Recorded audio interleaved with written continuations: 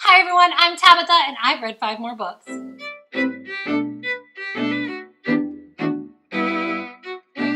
Regular watchers of this channel will already know this, but I do book reviews every time I've read 5 books. You should know that I don't read just one specific age category or genre. I'm actually a reader of pretty much anything. So I will make sure to tell you what age category, what genre it is, and more importantly, what kind of readers I think will love the book that I'm reviewing. I do use a 5-star rating system to review all my books, so I'd like to take a quick second to tell you about that system. 5-star ratings are reserved for books that I absolutely love, that I think transcend genre. In other words, you might love this one even if you don't normally read the genre it's written in. 4-star books, on the other hand, are books that I absolutely love and think are great books, but they're more specific to the genre they are written for. 3-star ratings are for books that I think are good books, but they have a really niche audience. You might not love this one, even if you normally read this genre. 2-star ratings are the ratings I reserve for books that I think are problematic.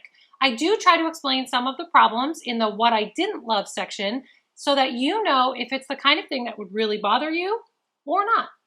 1-star rating, on the other hand, are reserved for books that I honestly didn't enjoy and can't recommend. They're just not for me. All right, with that out of the way, let's get to the reviews. The first book I read for the month of April was The Trials of Morrigan by Jessica Townsend. This is a middle grade fantasy novel. It was published in 2017 by Little Brown Books for Young Readers, and it is 465 pages. Your synopsis. Morrigan is cursed and doomed to die on her 11th birthday. She gets blamed for everything that goes wrong in town, even things she's pretty sure her curse didn't cause. But when Jupiter North appears to whisk her away to Nevermore, everything will change. Morrigan will have to face challenges she never expected in order to prove she's worthy. So what didn't I like about this book? Well, first I should warn you, this is going to be nitpicking because I loved this book. So, this book suffers from a few instances of language, which normally I wouldn't mention. It doesn't bother me, but this is a book written for middle grades, so I feel like I should warn you. I think there's one curse word, and I don't even remember what it is, and I know they use the word pervert. So, again, didn't bother me, but I'm warning you because this is for middle grade. So if you have a problem with your middle grade reader reading that, just be aware that it appears in this book. So what did I like about this one? The first one, and this is a big one, the setting. Nevermore is fascinating and it's well thought out. I felt like I was right inside this magical world and I enjoyed every minute of it. Second thing I liked about this one is the trials themselves. The details in the trials that Morrigan has to go through made this a fascinating tale that kept me riveted from beginning to end. Third thing I liked about this one was surprises. You know I love surprises in my book. There were a few that I figured out in here, but overall this was a surprising novel with lots of twists that kept me interested that I didn't have all figured out. And the last thing I can say I loved about this one was the characters. There are enough interesting characters in this book that I'm confident it will pack the trilogy without getting dull. Yes, the main characters were interesting, but also some of the side characters that popped up were incredibly interesting, and I'm hoping that they have bigger roles in some of the sequels. The one in particular that I'm interested in seeing how she influences the rest of the story is Cadence. Overall, these are well-written characters who will capture your heart. Who do I think should read this one? If you're a reader who likes fantasy stories set in magical realms, you're going to love this one. If you're an adventure reader who's intrigued by the idea of trials set to test magic users, young magic users, you're going to love this one. My rating? Overall, I went 5 stars. This one will appeal to many middle grade readers with its strong characters and its well thought out fantasy world. So 5 stars for The Trials of Morrigan by Jessica Townsend. All right, watchers, you just heard me give this book 5 stars. That means if you have a book that you think is similar to this book, please make sure you drop the name of the book and the author down below in the comments because I'll be choosing books based on this one for next month's TBR. The next book I read for the month of April was Killer Domes and the Chosen Ones by Gibbo Gibbs. This is a young adult age category science fiction novel. It was independently published in 2019 and it is 138 pages. I did receive an electronic copy of this book from the author in exchange for this honest review. Your synopsis. The elite departed to colonize space in search of a new home. For generations, no one has questioned their history. Now Maz and her friend are lured by a stranger into a mission that could answer questions they didn't even know they had. What didn't I like about this one? Well, the first thing I wasn't crazy about in this one is depth of character. Now, this is a novella at only 138 pages, so there isn't much time for character development. I do like these characters, and I do want more of them, so really this is a good problem to have. Second thing I wasn't crazy about in this one was the insults. There's a few instances of characters calling each other idiots or other such insults. It seemed almost out of place and a little overdone and a bit annoying. Toward the end, I actually started to wonder if that may have been intentional, but I'm not really sure, and so it's worth mentioning that it bugged me a little. Third thing I didn't particularly like about this one is a character called Mitch. He's the only character in this book who I didn't like and didn't trust from the get-go. And even after finishing it, I'm still trying to figure out if I was supposed to like him or if not liking him was a plot point. And I'm not sure, but it's worth mentioning I wasn't crazy about him. So what did I like about this one? Pacing. This book moves quickly. There are no slow or boring parts. It keeps going from scene to scene and action to action. It will keep you turning pages. It will hold your interest. It's paced very well. Second thing I liked about this one, Maz and Hap. They are adorable characters. They have a cute friendship, and I was rooting for both of them to succeed all the way through this book. Third thing I liked about this one are the twists and surprises. You know I like surprises in my books. This one did not disappoint. There were definitely things I didn't expect, and I did not have this one all figured out. So who do I think should read this one? If you're a dystopian fan, or if you want to try dystopian, this is a short, fast read. I think you're going to like it. My rating? Overall, I went 4 stars. This one is a quick read, and it's going to please all dystopian fans. So 4 stars for Killer Domes and the Chosen One by Gibbo Gibbs. The next book I read in the month of April was Sorry for Your Trouble by Richard Ford. This is an adult age category contemporary short story anthology. It's coming to you in 2020 by HarperCollins, and it is 272 pages. I did receive an electronic advanced reader copy of this title from NetGalley and HarperCollins, so thank you to them. Your synopsis: a collection of short stories that explore memory, loss, and love. So what didn't I like about this one? Well, the first thing is it can be very slow, so just be aware of that. Second thing I wasn't crazy about is that this had short, choppy sentences. I don't have a problem with that. It serves point for pacing, but in an anthology, I expect all the stories to be a little different. So if many of them suffer from short, choppy sentences, it starts to make them all feel too similar and like they have the same pace. It starts to grate on you a little. Third thing I didn't like about this one.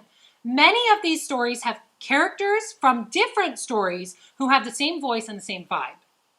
That makes you wonder if they all belong in the same story. Do they all belong in the same universe? Are they somehow going to overlap or start connecting? Is it really like this character is in that story? What's the connection? There has to be one because they all sound the same, but there isn't. So I felt myself looking for that, and it was almost anticlimactic when I didn't get that meeting up or connection. So what did I like about this one? The quiet beauty of the normal and mundane is what's really explored in this anthology. So these are all average people on an average day doing average things. It's not their most interesting day. They're not even always the most interesting person in the story. The message here, which is beautiful, seems to be that even on an average day, your story is worth telling. And that in itself is a beautiful message. Second thing I liked about this story is that there is no question here that Richard Ford writes beautiful language and descriptions. So I did a little research on Richard Ford. He has written some other things, none that I have ever read, but his descriptions and language are absolutely beautiful. So if you like flowing language, almost to read like poetry, if you like descriptions you can picture, if that's your thing, that's what this book promises. Third thing I can say I liked about this one is that the stories do sort of tie together in that they all deal with an overall sense of loss, which of course is the point. That emotion comes through this anthology very strongly. So who do I think should read this one?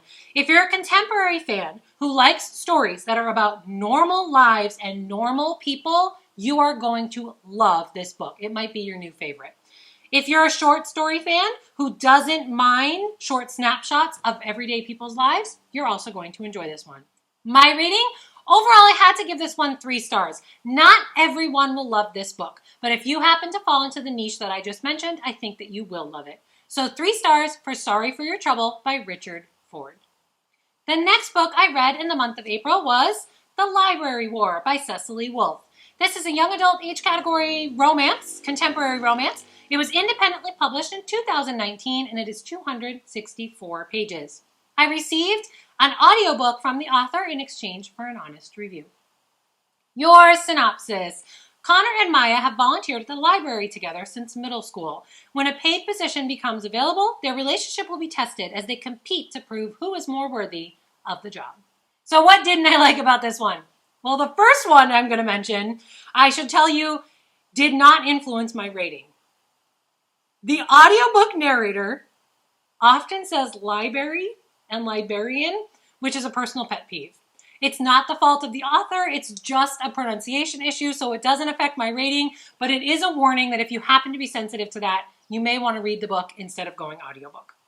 The next thing I didn't like is that these 2 characters are so selfish. I spent most of this book hoping neither one of them would get the job, just so that it would go to a third party who would maybe not be so entitled. These 2 are incredibly selfish, and they drove me nuts for most of the book. Third thing I didn't like about this one, stop telling us that you're a good friend. You're not. When it came right down to it, both of these characters wanted to put themselves first 100% and just have the other one cave to what they wanted. I feel like this could be a contemporary story about toxic friendship if a lesson was thrown in at the end instead of trying to be packaged as a romance, because these 2 are not my favorite people. So what did I like about this one? Well, there are believable characters. So yes, they're selfish. Yes, they drive me crazy. But we all suffer from being selfish sometimes, and I think that makes these 2 read like real people. Second thing I can say I did like is that the situational drama comes through. We really do believe that these 2 are focused on this competing library position, prom, and their friendship, so it adds tension and it adds drama, but in a realistic way. The third thing I can say I liked about this one is that it has a happy for now ending. I know young adult romance loves this kind of ending. Sure, at the end of the day, this probably won't last forever, but it's a cute ending for the story that we're telling, and overall, I was happy with that. So who do I think should read this one? If you're a reader who likes cozy young adult romance stories about falling for your friend, I think you're going to love this one. My rating? I had to say 3 stars. This one falls into that very specific niche I just mentioned, but if you're in that niche, you're going to love this one. So 3 stars for The Library War by Cecily Wolfe. This next book was the book on my TBR with the highest reader average on Goodreads. The 5th book I read in the month of April is Elfboy by Abbigayle Grace. This is a young adult age category fantasy novel. It was independently published in 2019. It is 374 pages. This was actually the highest rated book on my TBR before the month started. Your synopsis. After both of his parents died, Chris moves to a new town to live with relatives. He's warned to stay away from a local boy who was somehow involved in a situation where people died.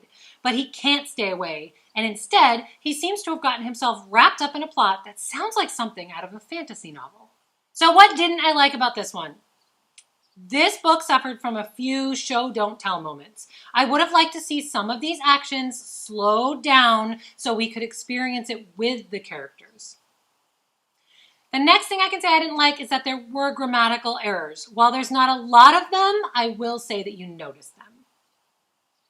The third thing I can say I didn't like about this one is the title sort of spoils any surprise that would have come from the first reveal. I like surprises in books, so I felt like that robbed me of one that could have been a big one. And the fourth thing I can say I didn't particularly like about this one is that the romance storylines were just a little too insta-love for my taste. But that could be because I'm personally sensitive to that, as it's one of my least favorite tropes. So what did I like? Well, the first thing, and this is a big one, is the characters. I specifically liked Takla and Elle. I felt like they had hidden depth and potential that this story was only tapping into. It almost makes me think if there's going to be a second one, either one of them would be great characters to focus on because their depth is right there and you can just taste it. You know that they would be amazing characters. Second thing I liked about this one is that there are very short chapters. I like that in a book because it keeps the pace moving. When you're reading, you look at how much time is left on your Kindle and you're like, oh, I can read another chapter. It's only 2 minutes. And you find yourself continuing to read until the entire book's done. So I like that. I like short chapters that force me to pace myself all the way through the book. The third thing I can say I liked about this one, and I was a little surprised to see this one, there's a religion angle, which I don't normally see in fantasy. And I have to tell you, it worked. It worked for this story. So I was surprised to see it featured because it features a commonplace religion for us, but in a fantasy book, and I just wasn't expecting that. And with the one minor exception, it definitely did work for the plot. The last thing I can say I liked about this one is dragons. The portrayal of dragons in this one is unique and so fun. I enjoyed that. In fact, the dragon may have been my favorite character. Maybe. Really well done, dragons. So who do I think should read this one? If you're into fantasy stories, but you want something just a little bit different, you may like the subtle changes in this one. My rating? Overall, I gave this one 3 stars. This is a good young adult fantasy. Just make sure you watch the full review to find out if it will appeal to you. So 3 stars for Elfboy by Abbigayle Grace. Okay, that's it for me and the first 5 books that I read in April. If you are an author or a publisher and you would like me to review a book that you had a part in bringing to life, make sure you follow the form down in the description to send me that book to get it added to my TBR. I will tell you the waiting list is getting a little long, but let me know if you have an audiobook available because that list is a lot shorter. Drop a comment to let me know you're still here. Hit subscribe and tap that little bell so you know when I'm back. Keep plotting the path to your own dreams, and I will see you next time. Bye!